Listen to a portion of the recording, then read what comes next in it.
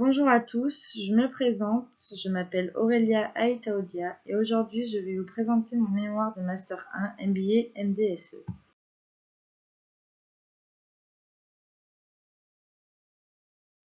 Pour vous situer, je travaille au ministère des Armées à Draguignan dans une cellule environnement et je suis donc chargée de protection de l'environnement.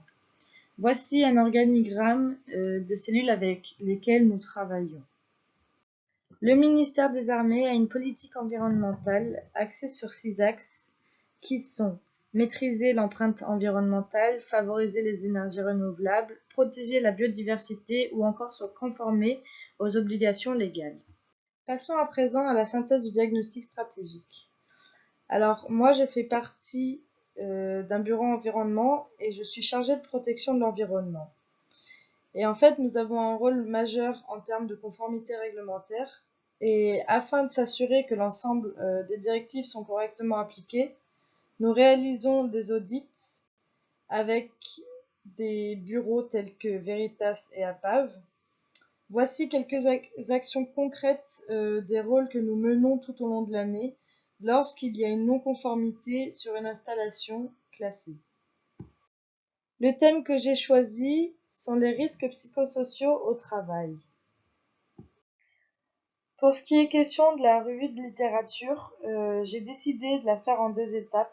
La première étape est centrée sur les risques psychosociaux au travail, c'est-à-dire tout le stress, les burn-out, les burn-out, les inégalités hommes-femmes, les victimes de violences physiques. J'ai trouvé pas mal d'auteurs qui dénonçaient ces risques.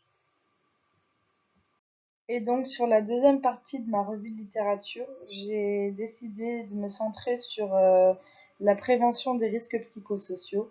J'ai donc trouvé pas mal de revues, d'ouvrages et d'études également, d'auteurs qui donnaient des conseils sur comment les éviter, les réduire. Pour conclure, il est évident d'une manière générale que les risques psychosociaux sont à prendre en compte dans toutes les entités.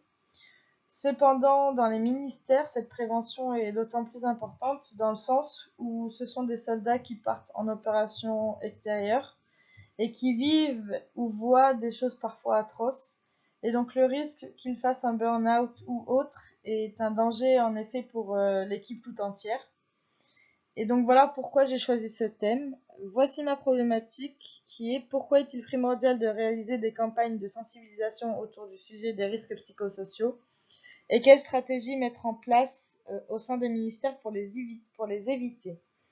Donc pour la deuxième partie de mon mémoire l'année prochaine, je mettrai en place des campagnes de sensibilisation parce que moi qui travaille au ministère des Armées, je ne vois aucune campagne, aucune sensibilisation autour de ce sujet.